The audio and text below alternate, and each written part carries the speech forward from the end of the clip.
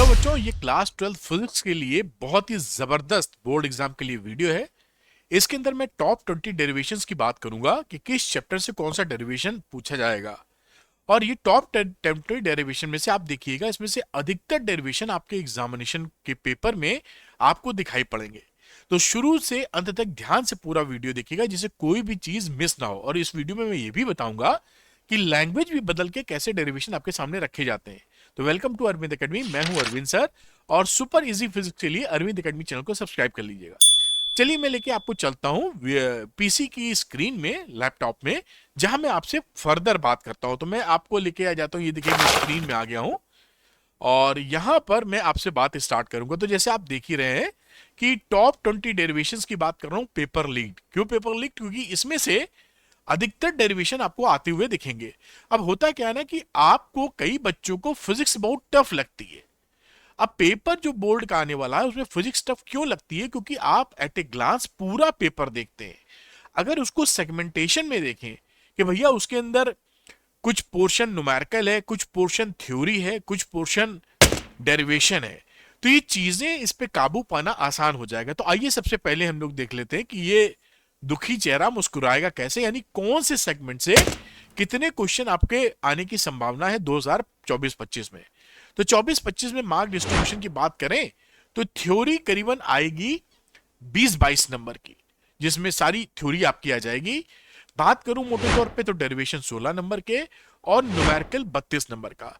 Numerical normally 32 से घटकर अगर 28 नंबर का होता है तो ये डेरिवेशन 16 से बढ़कर 20 नंबर का होने का चांसेस है। और डेरिवेशन सबसे सरल मेथड होता है नंबरों को स्कोर करने का, क्योंकि अगर आप लैंग्वेज समझ गए कि क्या पूछा जा रहा है तो आप बहुत ही आसानी से जो घर पे तैयारी करके गए हैं पूरे का पूरा वहां छाप सकते हैं। आइए देखते हैं कि आजकल जो डेरिवेशंस हैं उनकी लैंग्वेजेस क्या होती हैं। तो देखिए, एक तो होते हैं डायरेक्ट डेरिवेशन, जिसमें कहा जाता है डायरेक्टली कि ये डेराइव कीजिए। जैसे derive the expression for the capacitance of partially field dielectric in capacitor. ये तो डायरेक्ट क्वेश्चन है कि भाई पार्शियली फील्ड डाइलेक्ट कैपेसिटर का सी कैपेसिटेंस आप डेराइव कर दो। कुछ में क्या रहता है, एप्लीकेशन बेस्ड क्वेश्चन आते हैं। मतलब लैंग्वेज समझनी पड़ेगी ना, कई बार लैंग्वेज टेढ़ी आती है, आप समझ नहीं पाते हैं। तो using the concept of magnetic flux, application हो रहा है मैग्नेटिक फ्लक्स का कॉन्सेप्ट यूज करते हुए, derive Faraday law of electromagnetic induction and explain its application, यानी फेरेडे लॉ को आप एक्सप्लेन कीजिए। ठीक। तीसरी बात करते हैं conceptual derivation with A twist, जहां कॉन्सेप्ट पिक्चर में आ जाता है। जैसे कि derive the lens makers formula and explain why it is only valid for the thin lenses. मतलब मेरे कहने का यहां पर मीनिंग क्या है कि आप थोड़ा सा फोकस कर लीजिएगा कि डेरिवेशन की लैंग्वेज क्या है। कई बार कई बच्चे डेरिवेशन की लैंग्वेज समझ नहीं पाते, तो समझ ही नहीं पाते कि उन्होंने जो तैयारी की उसमें से कौन सा क्या डेराइव करना है, इसलिए ये फील दिया आपको। ठीक। आगे बात करते हैं 20 नंबर से लेकर 1 नंबर तक हम डेरिवेशन की तरफ बढ़ेंगे।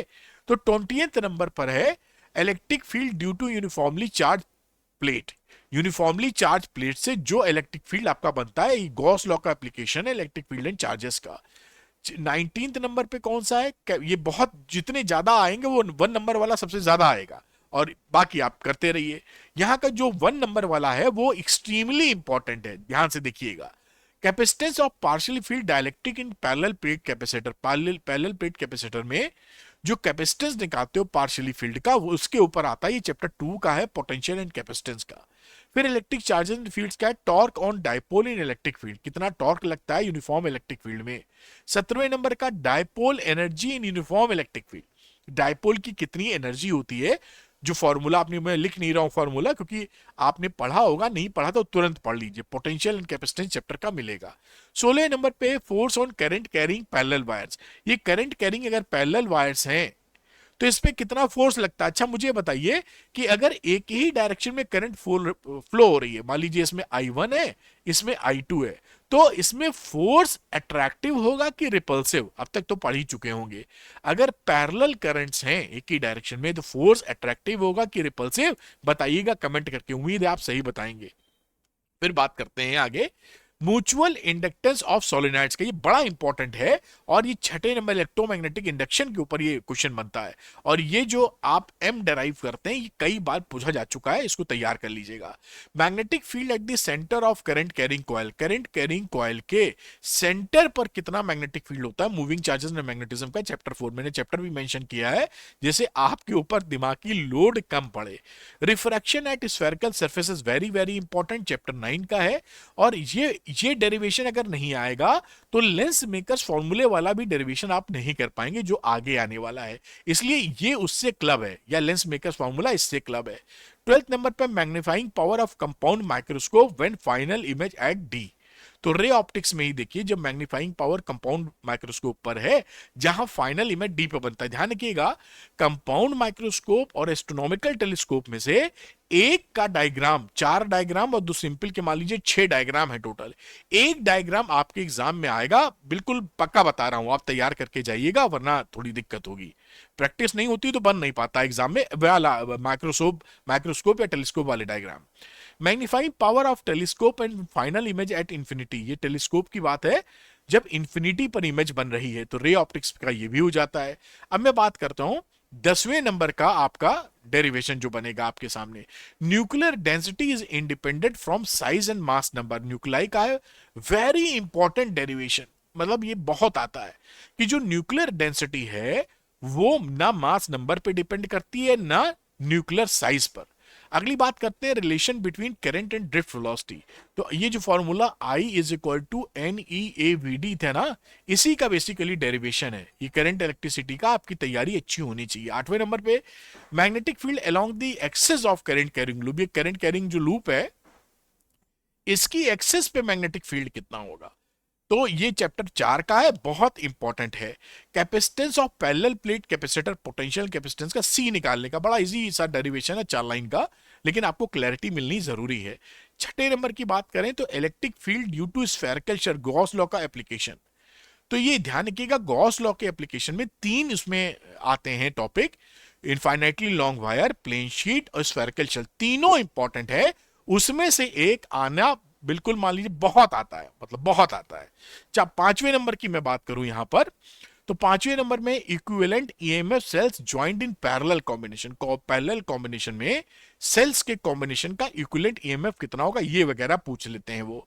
Relation between refractive index and minimum deviation, तो डेल्टा एम और म्यू के एक सिंपल सा फॉर्मूला है, 3-4 लाइन का प्रूफ है रे ऑप्टिक्स का, इसको तैयार कर लीजिएगा। Electric field due to infinitely long wire में बात कर रहा था ना कि जो गॉस लॉ का एप्लीकेशन है, 3 एप्लीकेशन आपके कोर्स में है, 3 में से एक एप्लीकेशन आपको अक्सर पूछ लेते हैं, मोस्ट इंपॉर्टेंट डेरिवेशंस है।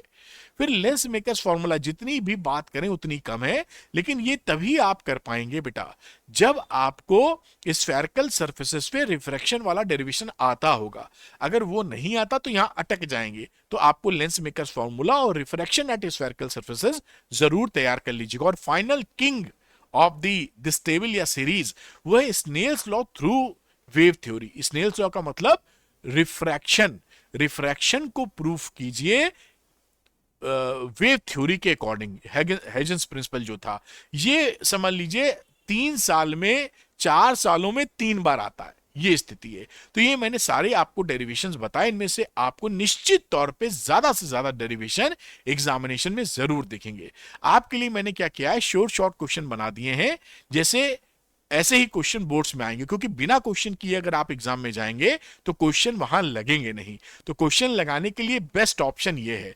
क्यों बेस्ट ऑप्शन है अभी बताता हूं, कि पीसीबी के भी हैं, ऐसे ही बोर्ड्स में आएंगे क्वेश्चन आपके, और फिजिक्स केमिस्ट्री मैथ्स बायो का अलग अलग भी है, पीसीएमबी भी एक साथ है, ऐसे ही क्वेश्चन बोर्ड्स में आएंगे। क्यों बोल रहा हूं, क्योंकि ये 10 साल की ट्रेंड एनालिसिस पर बेस्ड है और मेरे 25 साल का टीचिंग एक्सपीरियंस इसमें लगा है। मैं ये नहीं कह रहा हूं डिट्टो छप जाएगा पेपर में, लेकिन इसी टाइप के आएंगे, दैट इज पक्का, क्योंकि कोई पेपर थोड़ी आउट कराया है।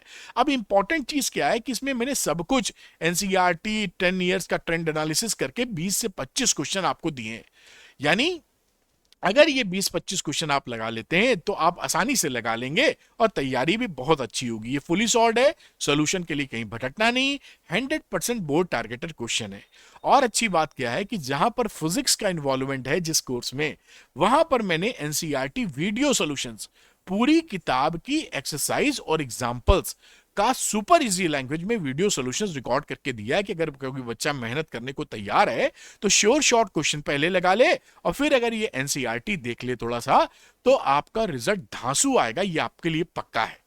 तो जो बच्चे श्योर शॉर्ट क्वेश्चन लेना चाहते हैं वो अरविंद एकेडमी ऐप को डाउनलोड कर लें, उसके स्टोर सेक्शन में जाइएगा, वहां पर कई हेल्पफुल कोर्सेज आपको दिखाई पड़ेंगे, श्योर शॉर्ट क्वेश्चन भी दिखाई पड़ेगा, उसको लेकर अपने रिजल्ट को श्योर शॉर्ट बना लीजिए। Thank you very much for watching this video. Super easy physics के लिए अरविंद एकेडमी चैनल को सब्सक्राइब करना मत भूलिएगा। Thank you very much, best of luck बेटा।